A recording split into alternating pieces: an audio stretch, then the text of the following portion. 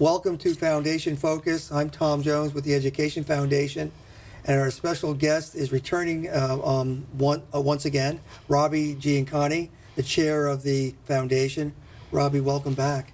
Thanks. It's been my pleasure to serve a full year as chair of the board and having another experience for another year. So I'm glad to do it and be part of the effort to promote great education in St. Lucie County. Thank you so much, Robbie. Robbie, you've been a supporter of the foundation for many, many years, and you've been a leader of the foundation, I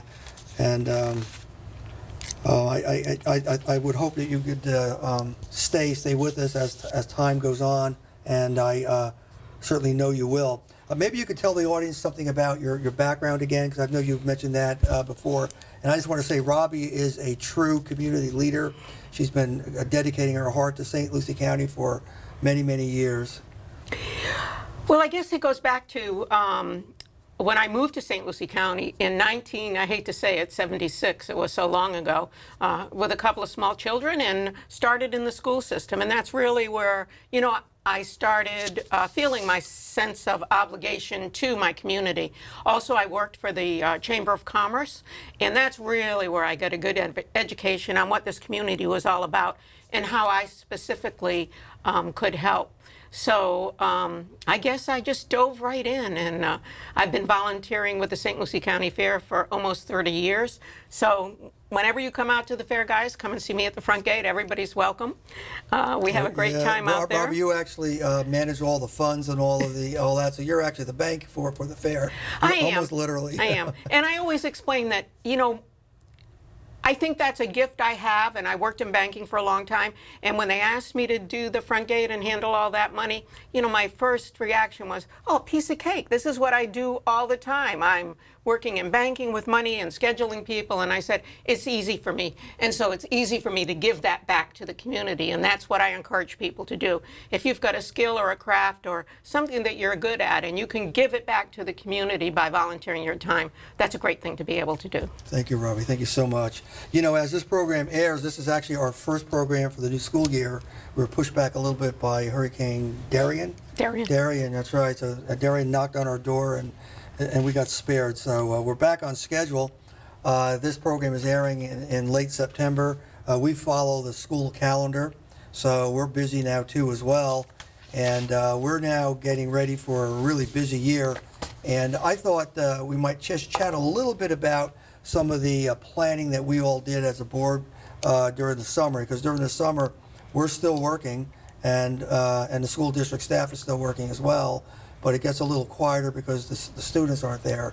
So this summer I've done a couple of things personally. I went out and visited many of the principals, most of them, tried to reach out to them, talk about the foundation, trying to get a view of their needs and their thoughts for the new school year. And then I came back to the board and we talked about that. We talked about the foundation and its goals and its meaning. And we came across an idea for a new motto, and it's called Champions for Children. And we feel that, and we're almost celebrating 30 years, but we feel that over the 29 years that we've been in operation, that we are singularly focused on the students in St. Lucie County Public Schools, and we're focused on the academic side of things. What we do is we support the academic advancement of our students, and by doing that we also support the teachers, and we support the schools, and we support the school district. And for me, that's our space, if you will, because this wonderful community in the county has grown a lot. I think when we were created, we had maybe 3 or 4 other 501c3s, and now there are probably hundreds of them. Yes. So the field's getting crowded. So we stepped back and we said, what's the space that we have in the community? And also, Tom, I think our other strength with the school district, and of course being a direct support organization for the district, is that we are able to change very quickly in helping the district support things that are important to them now. And may not have been issues a couple of years ago, but come to the forefront, like the absenteeism issue that we're going to help with support with them this year. So I think that's one of our strengths, to have that ability to change. Yeah, let's talk about that a little bit too, because that's very true. What happened is over the summer, we all had conversations with the school district staff trying to understand some of the needs. And then we belong to a consortium of education foundations, and it's sort of like our trade group. And in going to that meeting, they kind of shared some mega data about what school districts are doing well, which ones are struggling, not naming names necessarily, but just talking about school districts that are doing really well. And I'm sitting there being very proud of all of the professionals and the school board of St. Lucie County, because our name kept popping up. You know, our metrics, if you will, have gotten better and better and better. And then because we're probably a smaller end of the large school districts, and we've made significant gains in graduation rates, and we're working on literacy and working on all kinds of great programs. And then they started to show some data where school districts are struggling. And one of the data points that just showed up, and it said in St. Lucie County, absenteeism is a big issue. So I kind of took that back and found out that, in fact, for this year and ongoing for several years, that's a huge project for the school district.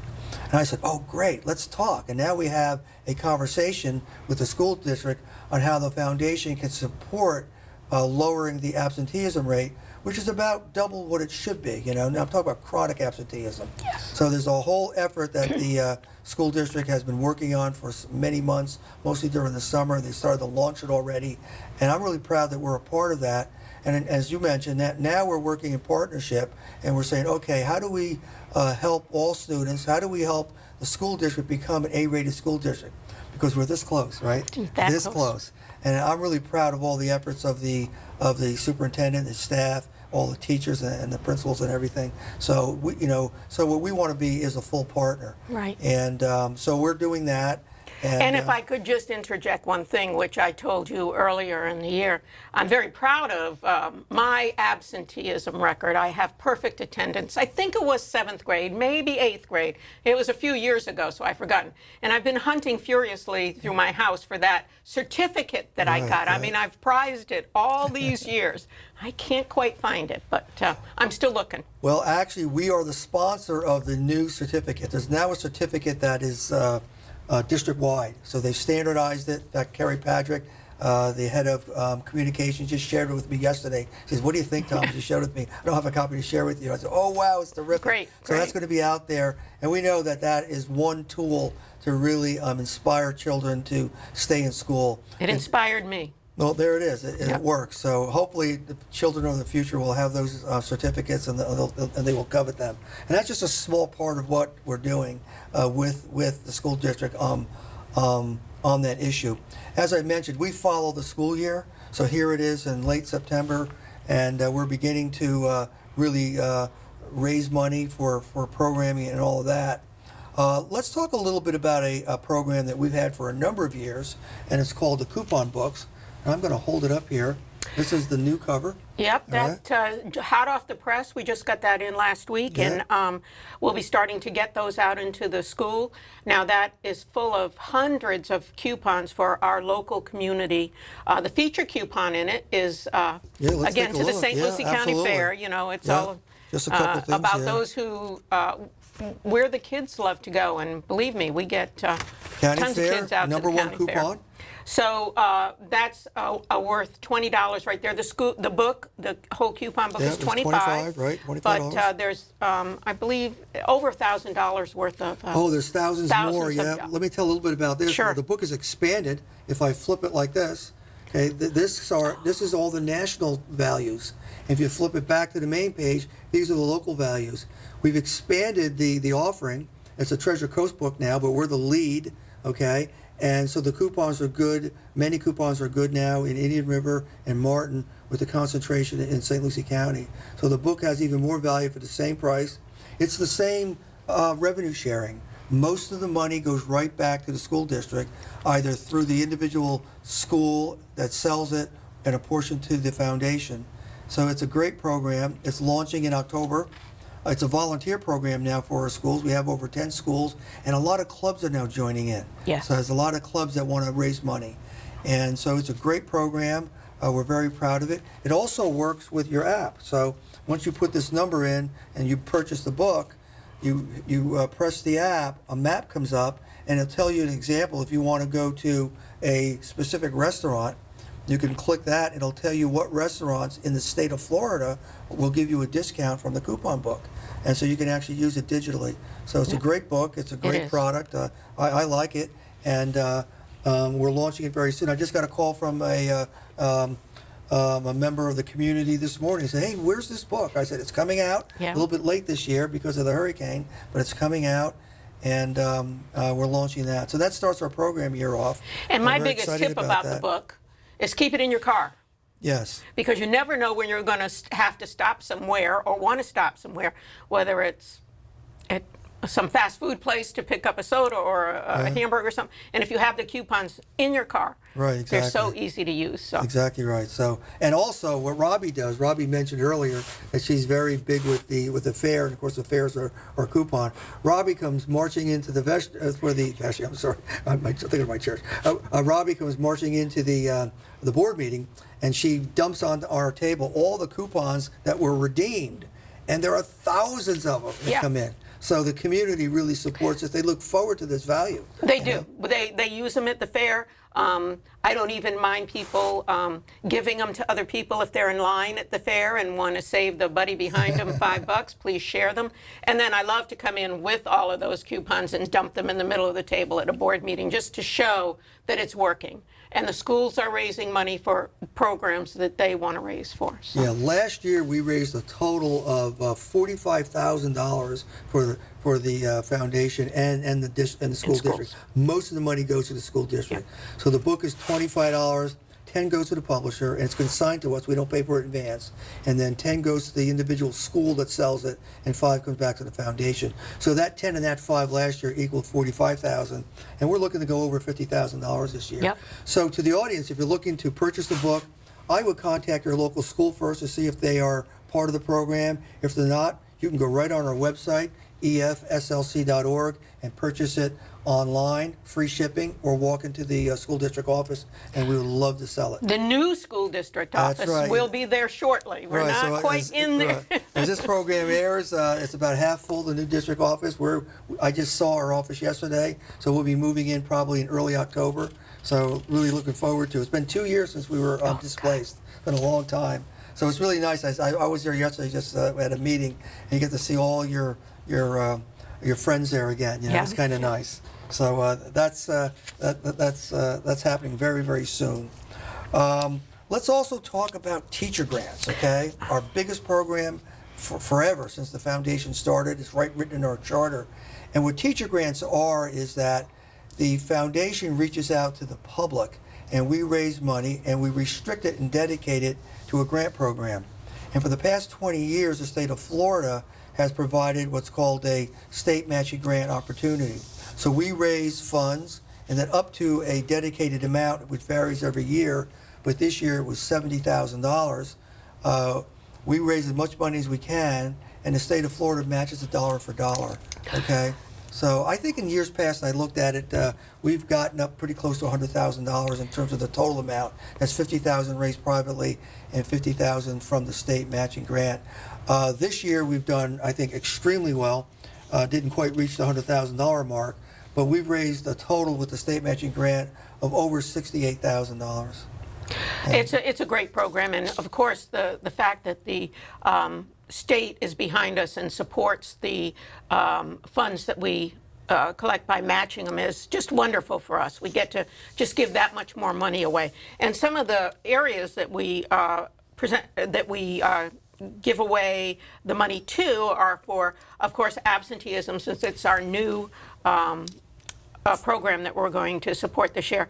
Science fair, pre-K literacy reading program. There are many in the schools that we're able to provide money for books for our children and stuff. So, and homeless children. I think last year was the first time that the Ed Foundation realized that we had a problem with homeless children in our community. We're just sitting there thinking everybody's just as happy as we are. So we've come to realize that's not the case, and so we're able to to provide some funds for that too. Right, So yeah, we're our going- focus is on struggling students. It's a broad category. Absenteeism is in there. It's also literacy, helping students with language and math, and a lot of good areas. The school district a few years ago now has a science lab in every school, and it's mandatory that they have projects that are placed in the science fair. And the science fair is a district-wide event. And we've sponsored the science fair for over 20 years. Yeah. We're the largest sponsor for the science fair. But we're now sponsoring science labs, the individual labs. So as the schools have these new labs and need supplies, they appeal to the foundation. So we provide grants that are at the district level, like absenteeism, and that may run into tens of thousands of dollars in grant funding. But we support school projects, but we also support mini grants, if you will, for individual teachers. Yes. And those grants might be anywhere from $500 to $2,500, but they're all meaningful, and they're all geared to work on the metrics that the school district has established for improving the education in the school district. So Yeah, we one of work my with them. favorite examples of a teacher grant was one year, and this is several years ago, a teacher applied for a grant from us. The children in her class were having a hard time with measurements. And so she applied for a grant through the foundation and bought wood and saws and tape measures and what are those triangle things? I forget. Right. Anything. Yeah, Those right. all to teach children how to Exactly. measure with a ruler, with a tape measure, and so on. And they build birdhouses. And so that's just a little thing that can really mean a lot in teaching a child measurement. So it's an example I like to give. I've seen a lot of the applications are just coming in. It closes at the end of September, but they're flooding in now. I expect almost a record number because when I was out talking to the principals this summer, I told them about the program in more depth. And interestingly, a lot of the principals knew about the program, but they didn't think they would qualify or they wouldn't get the money. I said, I can't promise everyone, obviously, but please, place the application. It tugs at our heart, and now there's all kinds of wonderful programs that I know about, that we know about, because we look at it as a committee, and then we would fund part of those. I need to get a new example for next year. Yeah, well, we'll find a couple. I'll tell you one that I just saw. It was a sensory room. There's a school that has children that are challenged. These children need a lot of care. Okay. And the school is aware that they can build, at a fairly modest cost, maybe a couple of $1,000s, a sensory room where the mood lighting is a bit different, the furniture is a little bit different, and it has pathways on the floor that light up as they walk. The whole idea is to calm the student down. Yeah. They give them a little bit of an environment where it gives them a little bit of solace and all, and rather than just the stark, busy school Yes. classroom. And that kind of touched my heart a little bit, and we'll be looking at that and other programs. So Oh, cool. it's fun to look at that. Sure. But it's also challenging too, because there's never enough money. So now comes my appeal to the audience. Okay, Good segue. Yeah, good. Thank you. So if you want to donate to the teacher grant program, simply log on to our website at efslc.org and click the button Donate Now.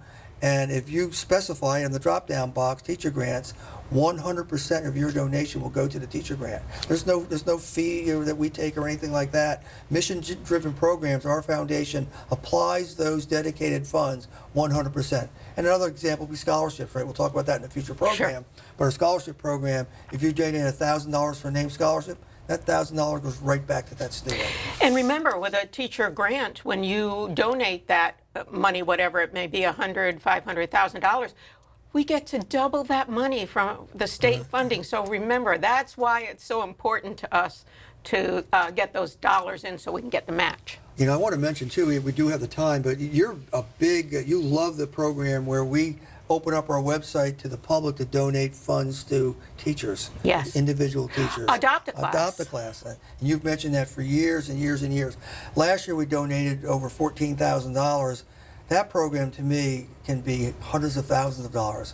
So what our foundation does, you go on our website and you click the Adopt a Class icon, and a list comes down of all the schools. Click the school, click the teacher, and every dollar that you donate immediately, and I say immediately, within a couple of weeks, goes right over to that teacher, and with no fee taken from the foundation, dollar for dollar, to help support the individual programs for that teacher. And those funds are unrestricted from our perspective, meaning it's whatever the school authorizes those funds to be spent on. So Yeah. the teacher works in concert with the principal, and they have the money, and we just write the check, you know. And it's so much easier for the parents or grandparents to go and do it and give the donation, and then instead of trying to figure out what the teacher needs in the classroom. This way the teacher gets the money and can go buy whatever she needs for the classroom. That's the way I did it with my grandchild. Hi, Tony. And for many years, it's just an easy way. The teacher gets to buy whatever they need, whether it's paper or tissues or hand sanitizer, whatever it may be. Our program is a form of crowdsourcing. So it's almost like GoFundMe.com and on some of the social media sites, although ours isn't on the social media site yet. But unlike those sites, we don't charge a fee. So that money goes directly and immediately to the local school. You know, we're a locally created 501c3. We're resident right here in St. Lucie County, resident inside the school district offices, managed by local people and supporting the local school district. So it's just a mission that we all love. And the board, we have a terrific board. My goodness, our board is very active with us and helping sponsor. Speaking of the board and sponsorships, I'm kind of looking at the calendar here. On Saturday, November the 16th, is our 20th annual Evening for Education Gala. You know, through thick and thin, our foundation has been holding a gala, a dinner, okay, to raise money for teacher grants and scholarships, and also for the support of the organization itself, the foundation. And that's going to be a Saturday, November the 16th. It will be at Harbor Ridge again for the second year and the 20th anniversary. Yeah. It was founded by a group of individuals that worked at the time at the foundation. And at one time, it was the only fundraiser. And now it's one of several, but it's still our single largest fundraiser. And of course, Harbor Ridge is a wonderful venue to have the event at. They are so easy to work with over there, and it's a wonderful facility, and it's in St. Lucie County, right? It's in St. Lucie. It pays taxes in St. Lucie County. It may have a mailing address somewhere else, but it pays taxes. And the other part of that dinner is our live and silent auction. Right. That's where we're going to make our money. That's right. All our money's made at the auction. All our money's made at the auction. So we have a professional auctioneer come in to do maybe a dozen or 20 live auction items, and then we'll have many silent auction items that you can bid on. And of course, to the public, we are taking donations for that. So if you have a business or want to give a gift certificate or anything like that for us to auction off, that is our way, a big way that we raise money to support the Ed Foundation for the year. And this year, we're also really pleased that Treasure Coast Lexus has come back. Yes. They've offered a 2-year lease on a 2020 Lexus. The starting bid is $15,500, which has already been met. So the reserve is met. We're in the money. The vehicle's going to go. The vehicle will go for sure on November the 16th. And there's a couple of ways of bidding, okay? Very soon we'll open up a website, and we'll announce that on our website, a link where you can begin the bidding process. But the real heavy-duty bidding is going to be taking place at the dinner. So we want everyone to come to the dinner. You can go on our website again. It's already up there. You can make your reservation. You can buy your tickets. And we're looking for sponsorships. We have a number of sponsors already, but we are certainly looking for more sponsors. And of course, the silent auction and the live auctions, where all the profit is really made. And so we're really looking forward for the community to support us. And by the way, the theme. The Roaring 20s. The Roaring 20s. Yeah, we have a Roaring 20s. We're going to be welcoming the Roaring 20s with our 20 as we celebrate our 20th anniversary. So, we're really looking forward to that. And we're also going to. This is the first time we're going to add a new element to the dinner, and we're going to recognize individuals that have been voted into our new Hall of Champions. Yes, I'm very excited about this program. Maybe you can talk a little bit about some of the categories, the 2 categories. We've got 2 categories, and I probably have to, let's see. So, distinguished alumni and community leader. So, of course, this being our initial year, we're wringing our hands a little bit because we've got so many good nominees for these awards. But we want to be able to recognize people in our community that went through our school system, stayed in our community, made an impact on our community, and also leaders of the community who probably through their leadership help kids in one way or another. And so I'm really excited about this. So this will be our initial year to do that. Like I said, we're wringing our hands a little bit. We're taking names, and we're going to have to make a decision. Yeah, we have a lot of names, and we're going to have a meeting on this. And what we're actually going to do with our ceremony is we're going to announce the actual winners soon. It'll be in early October, so they will know who they are. They'll be honored and inducted into the Hall of Champions. So we expect to have classes. This is the class of 2019 and 20, and so this is the first time we've ever done this, and I expect this to go on for a number of years. But we want to recognize individuals that have stayed in the community, graduated from the public schools, and some of these might be unsung heroes too. Might be individuals that are working in the school district, or individuals that are working outside of the district, and also those leaders that you mentioned, those leaders that have a passion for the public school district and our children, and just recognize them and say thank you. Yeah. So the problem this year is we've got so many names. That's right. It's going to be hard to. For everybody to make decisions. Yeah, so. we opened up the floodgates, I think, Robbie. So anyway, so that's really what's going to happen through the next couple of months. That will actually take us through the calendar year. And of course, as I said before, we follow the calendar year for the school district. And then we're already planning for next calendar year, 2020. And there's a couple of things that are taking place, and I just wanted to mention them a little bit. We have a little bit of time, but starting in February, and this year is February 8th, is Night of the Stars. This is our ceremony where we recognize excellence within the staff of the school district. Teacher of the Year Award, Distinguished Minority Educator of the Year Award, School-Related Employee of the Year, and First Year Teacher of the Year. And it's been held at Lincoln Park Academy. And this is like a Academy Awards type of an event. And so we'll look forward to that. And then, if I may say, last year the Chamber had its business and industry event where they recognize organizations within the community. And the winner in the financial category was Mid-Florida Credit Union. Okay. And Mid-Florida is the one that honors the Teacher of the Year with a $5,000 check. Yep. Wow. And a school-related. $2,500. Okay. Yeah, $2,500 to the School-Related Employee of the Year. of the year. So that's terrific. Yeah, thank you to Mid-Florida. Yep. Great community partner. Yep. Shrita Walker's on our board. Yes. She's a corporate secretary. Great. And they started out as a teachers credit union. Yes. Isn't that wonderful? Yeah. Well, we're running out of time, so I just wanted to thank Robbie for coming in and kind of shaping the year for us. And we're off and running already. I mean, and Robbie, you're going to be able to come to the meeting because I know you travel the world. Okay. I'll be at the dinner. Yes, you'll be at definitely. the dinner. Okay, thank you very much. And what I wanted to do is thank all of our audience. I want you to think of the Education Foundation when you think of our children. And we're a 501c3 charity. We are located and headquartered and founded right here in St. Lucie County.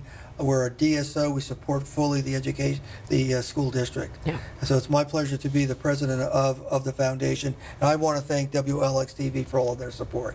Thank you very much.